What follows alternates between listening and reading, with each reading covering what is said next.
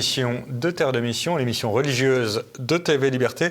Au programme aujourd'hui, deux séquences. La première avec Marie Genko, nous allons parler du deuxième poumon de l'Europe, le poumon oriental dont parlait si souvent Jean-Paul II. Marie Genko vient de publier un ouvrage sur Rome, Constantinople, Kiev, donc le débat catholique orthodoxe et au sein de l'orthodoxie le débat Moscou-Kiev. Donc nous allons parler ensemble de cet aspect-là et ensuite nous parlerons avec Aude Dugas qui est la postulatrice de la cause de béatification de Jérôme le Jeune. Nous allons parler des 30 ans de la mort de Jérôme le Jeune qui est mort le 30 avril. Voici 30 ans, donc le 30 avril 1994. Et nous allons parler de sa mort, mais surtout de sa postérité scientifique et philosophique, bioéthique, etc.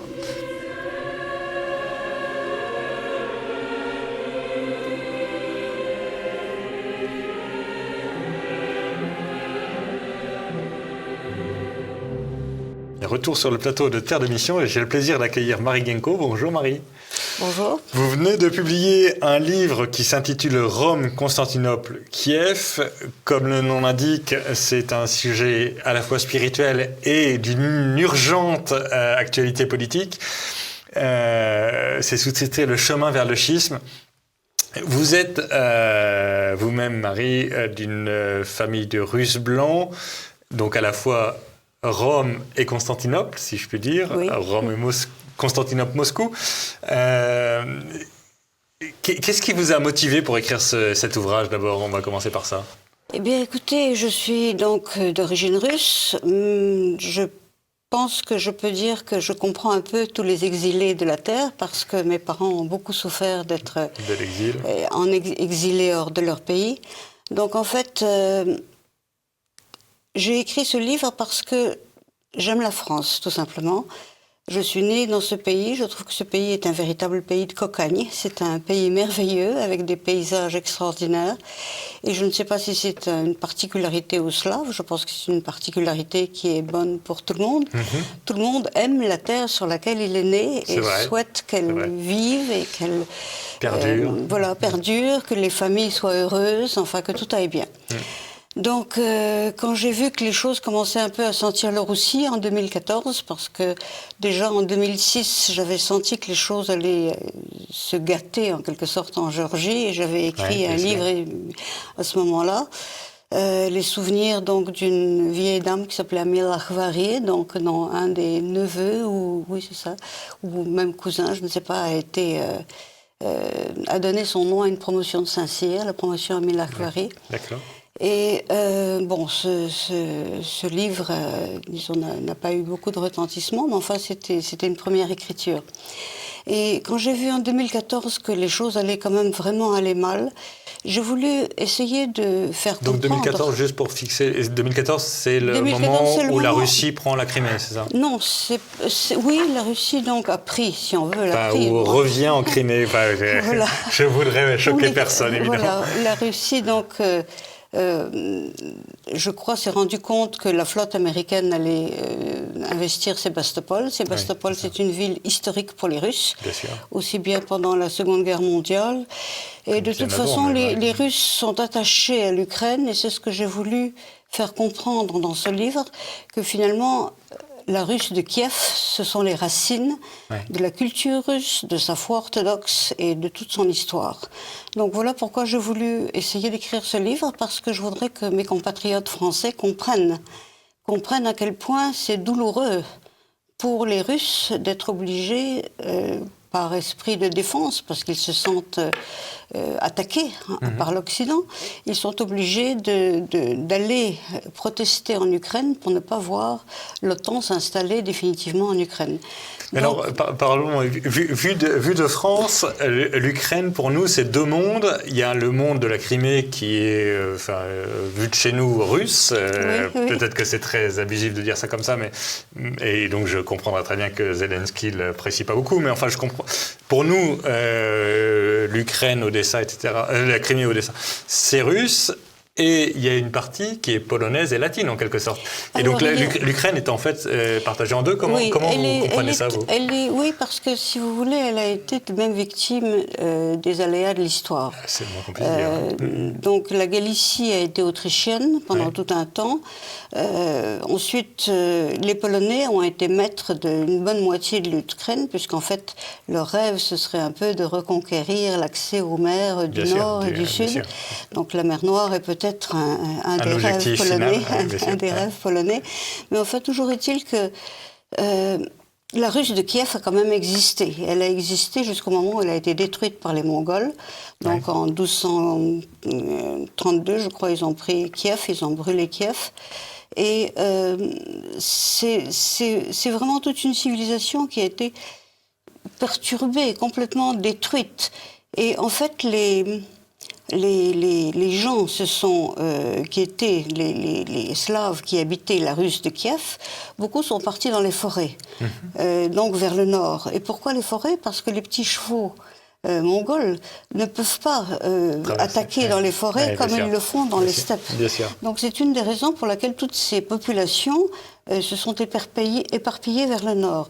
De toute façon, la Russe de Kiev était un grand territoire et tous les enfants des descendants de Vladimir Ier, celui qui a donc baptisé la Russie, Kiev donc, en 988. L'Ukraine et la Russie à la fois. Oui, enfin, la Russe de Kiev qui est donc l'ancêtre, on peut dire, aussi bien de l'Ukraine actuelle que de la Russie. Donc tous ces princes se sont partagés le territoire, puisque comme Charlemagne a partagé ses terres également en Occident, c'était la coutume, on partageait son territoire entre les enfants. Entre les enfants. Donc évidemment, cela crée des guerres, des dissensions, et au lieu que ces princes soient unis contre les Asiatiques qui les ont attaqués par la suite, que ce soit les Polovs, que ce soit après donc les Tatars de Genghis Khan, enfin disons les descendants de Genghis Khan, Batu Khan très exactement, eh bien ils ont été impuissants à se défendre, ils ont été complètement décimés. Et bon, cette histoire de l'invasion mongole est une histoire très riche, que je n'ai pas abordée ici, parce que j'ai pensé que l'histoire de la Russie, elle a été écrite pour ceux qui s'y intéressent par beaucoup d'écrivains extraordinairement, qui étaient des grands connaisseurs, des grands historiens, donc je n'ai pas voulu me lancer dans ce genre de choses. C'est pour ça que j'ai choisi le schisme, pour essayer de faire comprendre les raisons qui ont séparé l'Occident de l'Orient, parce que finalement, ce sont des raisons qui ont été des faits précis dans notre histoire, qui ont provoqué ces dissensions. Et je pense que chaque époque est malgré tout tributaire de sa civilisation, de la civilisation du moment. Bien sûr. Je suis une chrétienne orthodoxe, je voudrais que la chrétienté ne devienne pas hors la loi en France. Or, on en est un petit peu presque... Dieu vous entende, chez vous aussi. À la limite, nous sommes un peu à la limite de... Absolument, on commence à devenir à la limite. Mais alors, justement, sur le schisme, comment est-ce que vous voyez le schisme entre chrétienté orientale et chrétienté occidentale ? Donc pour nous, 1054, je pense que c'est vrai aussi en Russie. Oui, mais ce n'est pas vraiment 1054, parce que les chrétiens ont continué à communier dans les différentes églises, que ce soit en Occident ou en Orient. Quand les gens se déplaçaient, ils allaient communier dans les églises. Mais en fait, ce sont vraiment malheureusement un peu les croisades qui ont été un choc de culture. Surtout le sac de Constantinople, en fait. Et le sac de Constantinople en 2004, c'est là que je me suis arrêtée. Mais j'ai essayé vraiment de faire comprendre que pour les Occidentaux, ils ne comprenaient pas les Orientaux, et réciproquement, parce que déjà, il y avait des habitudes et des cultures un peu différentes. Et en fait, malheureusement, nous sommes tous un peu les victimes de nos imaginations. Quelles que soient les circonstances, on a toujours un peu tendance à penser que c'est la faute de l'autre, ce n'est pas la nôtre. Et donc, par conséquent, j'ai essayé de montrer un peu à la décharge des uns et des autres quelles ont été les circonstances qui ont provoqué ces incompréhensions. Parce que je trouve que c'est tellement important de nous entendre et de nous respecter les uns les autres. Je crois que l'Occident a produit des grands saints, que ce soit chez les catholiques ou même chez les protestants. Je crois qu'il y a eu de grands théologiens qui sont tout à fait respectables. Et les orthodoxes, ils ont peut-être une particularité qui n'est pas celle de l'Occident, c'est-à-dire que la foi est enracinée dans les cultures nationales. Et je pense que c'est quelque chose qui attache vraiment profondément les personnes à leur foi. Parce que la foi est la même chez tous les orthodoxes. Mais si vous allez dans une église en Géorgie où les gens chantent en géorgien, ensuite en Grèce ou en Russie, ce sont des rites qui sont tellement différents, sont très différents qu'on a presque l'impression de ne pas être chez des orthodoxes. On a l'impression d'être chez quelque chose de tout à fait différent. Et en fait, la foi est la même. Et c'est ce que je trouve dommage que cette chose ait été perdue ici en Occident. Parce que si chacun était vraiment... dit, ça a été perdu récemment, parce que jusqu'au XVIIIe siècle, il était commun d'avoir la même foi d'un côté et des traditions nationales très fortes. La France ne priait pas du tout comme l'Espagne. Écoutez, je ne sais pas exactement, parce que je ne connais pas aussi bien la chose que vous. Tout ce que je peux dire, c'est que j'ai été impressionnée très récemment. J'ai été à Saint-Germain-l'Auxerrois, vénérer la couronne d'épines. Et j'ai été vraiment très impressionnée, parce que c'était magnifique. C'était impressionnant, c'était magnifique, c'était recueilli. Et voir tous cet ordre avec leur manteau blanc, la croix rouge sur l'épaule, c'est l'ordre du Saint-Sépulcre, oui, et vraiment c'était extraordinaire. Ça vous replongeait un petit peu justement dans cette identité de la France. Oui, absolument. Et cette identité de la France, c'est tellement triste qu'elle soit perdue quelque part. À qui le dites-vous? Vous prêchez un convaincu, mais je suis bien d'accord avec vous. Bon, enfin, espérons que les gens aimeront la France. Oui. Mais je crois aussi et retrouveront les sources du baptême, en fait. Les sources du baptême, oui, ça je crois que c'est très important, parce que peut-être que si nous revenions tous à nos bases, disons, peut-être qu'à ce moment-là, on partagerait beaucoup plus. On pourrait mieux se comprendre, mieux se connaître. Parce qu'au fond, il y a très peu de choses qui nous séparent. Qui nous séparent, c'est peu de dire. Très peu. Il y a quoi? Il y a la faillibilité du pape que les orthodoxes n'ont jamais accepté, parce que c'était une forme d'autoritarisme qui, à l'époque, n'était pas possible à cause des questions de distance et de communication. Donc, ça, c'est vraiment, je pense, le point fondamental. Mais c'est très minoritaire. Enfin, parmi les dogmatiques catholiques, c'est très faible. Marie Genko, Rome, Constantinople, Kiev. Alors, c'est paru aux éditions...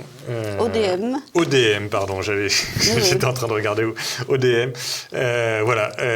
Livre sur à la fois les divisions actuelles dans le monde russe, slave en général, mais aussi les divisions entre Occident et Orient chrétien. Voilà. Très, très riche occasion de se replonger aux sources de nos baptêmes respectifs, nos baptêmes nationaux respectifs. Merci beaucoup, chère Marie. Et donc, chers amis téléspectateurs, je ne saurais trop vous conseiller de lire ce Rome, Constantinople, Kiev. C'est vraiment d'une urgente actualité. Merci. Merci beaucoup à vous. Merci.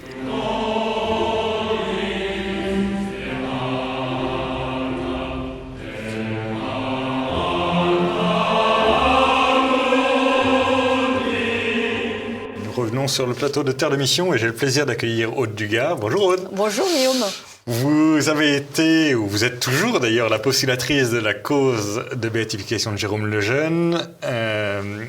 Nous venons de fêter les 30 ans de la mort de Jérôme, enfin, vous commémorez plus exactement que fêter les 30 ans de la mort de Jérôme Lejeune. Je voulais qu'on fasse un petit peu un bilan de l'héritage de Jérôme Lejeune. Parce que c'est à la fois un héritage scientifique impressionnant, un héritage bioéthique impressionnant, et puis un héritage d'activisme, entre guillemets. Évidemment, je ne pense pas que Jérôme Lejeune aurait apprécié d'être qualifié d'activiste, mais peu importe. Donc commençons peut-être par l'héritage scientifique. Le grand héritage de Jérôme Lejeune, c'est la trisomie 21, la découverte de cette trisomie 21, donc c'est-à-dire ce nouveau chromosome, ce chromosome en plus, entre guillemets. Il y a eu un peu de controverse autour de ça. Est-ce que cette controverse est terminée? Comment ça se présente? Oui, alors cette controverse est née très tard en fait. J'allais dire pour les 50 ans, l'anniversaire de la découverte. C'était en 58. Et en fait en 2008, certains journaux ont commencé à évoquer une controverse lancée par Marthe Gauthier, donc était le médecin qui co-signait avec Jérôme Lejeune la découverte. Donc la signature, la publication, c'était Jérôme Lejeune, Gauthier et Turpin. Turpin étant le patron de l'hôpital Trousseau où avait eu lieu la découverte, et le patron de Jérôme Lejeune et de Marthe Gauthier d'ailleurs.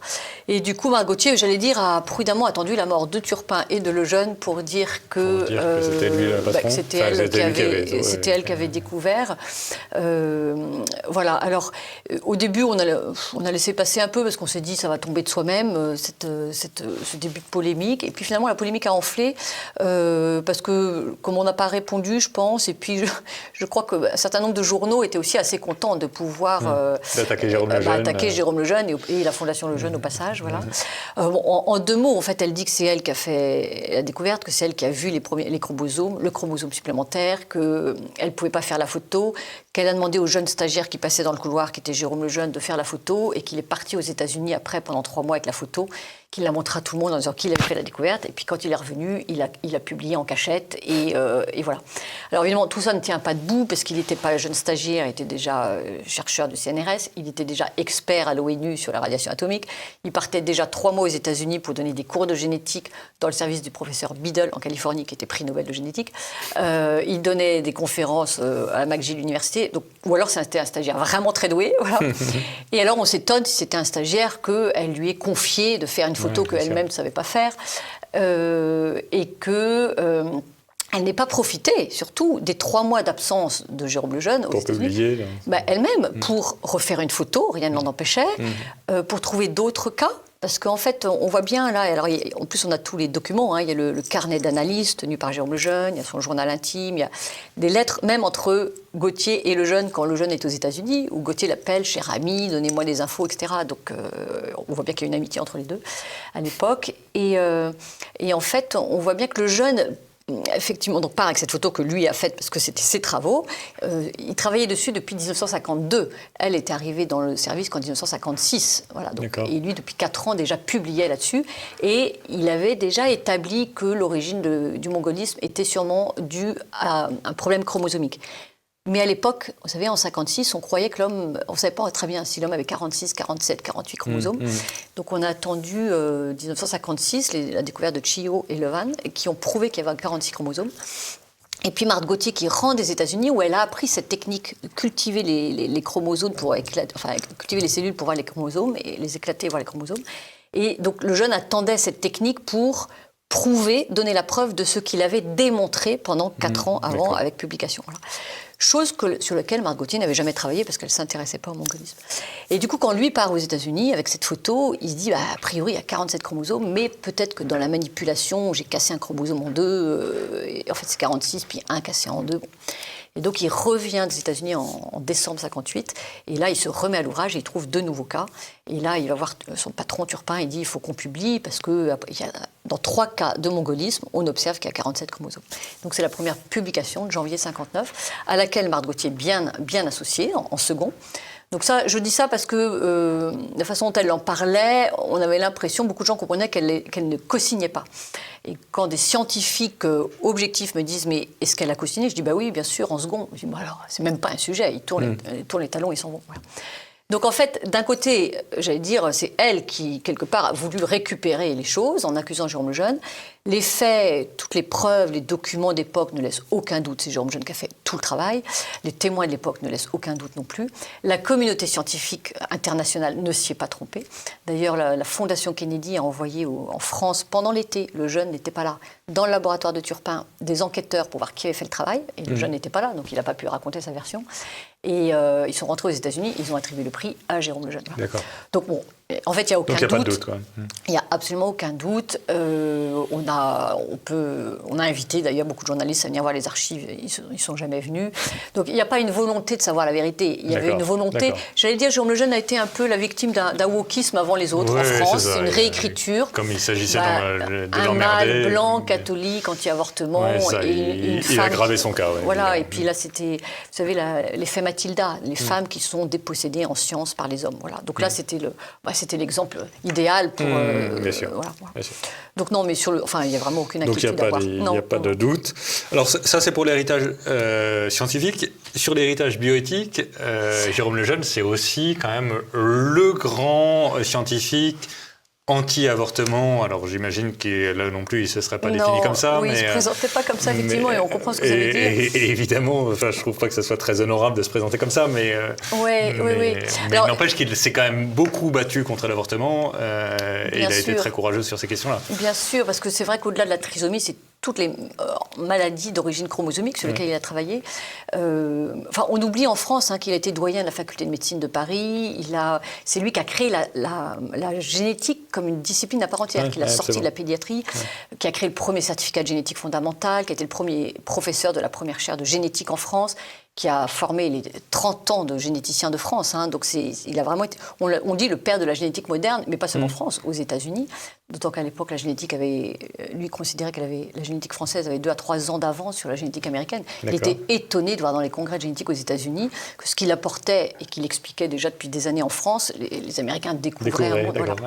Et à partir de là, quand il y a eu les premières lois proposant l'avortement et les premiers qui étaient ciblés étaient les enfants trisomiques, Jérôme Lejeune, son sang de médecin, avant de son sang de catholique, si je veux dire, son sang de médecin n'a fait qu'un tour.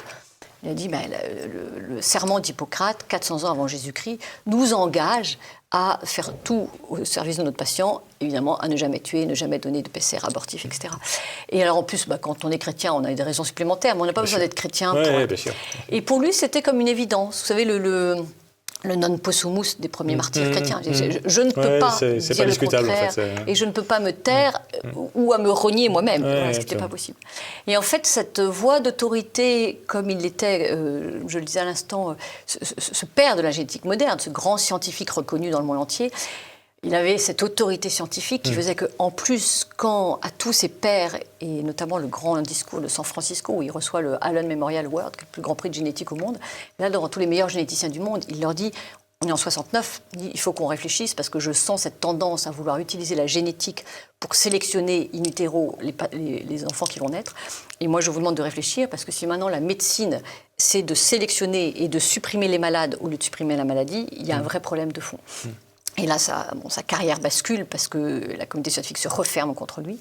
Mais c'est une nouvelle carrière qui s'ouvre. Alors, bien sûr, il continue le soin, il continue la recherche, mais c'est une nouvelle carrière qui s'ouvre parce qu'à ce moment-là, on l'a repéré dans le monde entier comme étant le meilleur, le meilleur témoin, la voix. Et c'est là où l'Église, Rome lui demande de rentrer à l'Académie des sciences. Le pape Jean-Paul II lui confie la création de l'Académie pontificale pour la vie. Et puis, il l'appelait à témoigner beaucoup aux États-Unis, dans des tribunaux, au Parlement, au Canada, en Australie, en Nouvelle-Zélande, en fait, partout. Donc, il prend, j'allais dire, une nouvelle dimension de témoin de la vie. J'aime à l'appeler le serviteur du Verbe incarné, parce que c'était vraiment serviteur de la vie, serviteur de la vérité. Et c'est très concret, c'est vraiment ce grand savant, vraiment pour moi c'est cette image de ce roi mage qui se met au service de ses enfants blessés et en qui il voit le Verbe incarné. Voilà. Alors liturgiquement on n'y est pas tout à fait, là on est plutôt après Pâques, mais on comprend. Mais on voit à peu près ce que vous voulez dire. Juste peut-être pour conclure, l'héritage de Jérôme Lejeune, donc il y a évidemment la Fondation Jérôme Lejeune qui est probablement la plus grande fondation aujourd'hui en France de recherche scientifique, de soins aux maladies génétiques, d'activisme pro-vie aussi. Enfin, je sais pas, là aussi, peut-être que je parle trop hâtivement, mais enfin, vous voyez ce que je veux dire. Mais la Fondation Lejeune, ça n'est pas qu'en France. Non, c'est en plein développement à l'international. Alors, c'est vrai que la consultation de Paris, on a 12 000 patients. Maintenant, on a une consultation à Nantes aussi. Et la plus grosse consultation d'Europe et sans doute au monde. On n'en connaît pas d'autres avec autant de patients. Et elle se développe maintenant aux États-Unis, bien sûr à Madrid, où il y a déjà un gros centre de consultation. En Argentine aussi, où la consultation, ça y est, a démarré il y a 2 ans. Et puis, elle se développe aussi sur le champ de la bioéthique, puisqu'on vient juste là, et aux auditeurs sont les premiers à le savoir, de créer une chaire internationale de bioéthique, Jérôme Lejeune. Excellent. Donc, avec une formation, il y a une master... En lien avec quelle université ? Alors, plusieurs universités, justement, avec l'université en Espagne, aux États-Unis, pour commencer, et puis après, bientôt en Argentine, peut-être en Italie, enfin voilà, et en France. Et, Dieu vous entende. Voilà, et l'objectif, en France, à part de la masterclass, notre formation pour les étudiants en médecine. À Madrid, on a déjà un master de bioéthique avec l'université Francisco de Vitoria, donc un diplôme d'État, qui avec les accords de Bologne peuvent devenir européens. Et puis là, on commence à avoir des accords avec des universités américaines. Donc on est très content parce qu'on sent qu'il y a vraiment... Et ce sont ces personnes qui viennent nous voir en disant, en fait, Jérôme Lejeune est vraiment une voix d'autorité, et peut-être la voix d'autorité aujourd'hui sur ces sujets. Et donc, ils sont très heureux qu'on puisse créer quelque chose ensemble. Et c'est aussi pour ça qu'on fait ce grand congrès de bioéthique à Rome, là, au mois de mai, sur Jérôme Lejeune et les défis de la bioéthique du XXIe siècle. Il y a beaucoup à dire. Oui, c'est peu de le dire. Merci beaucoup, chère Aude. Et évidemment, toutes nos prières accompagnent l'ensemble des actions de la Fondation Lejeune. Et d'abord, on prie pour que le professeur Lejeune soit bientôt sur les autels. Et puis, on prie pour que la Fondation Lejeune soit un digne héritier du professeur. Merci beaucoup, chère Aude. Merci, Guillaume. Eh bien, ainsi s'achève notre émission. La semaine prochaine, nous nous retrouvons pour une nouvelle émission de Terre de Mission. Et d'ici là, que Dieu nous garde.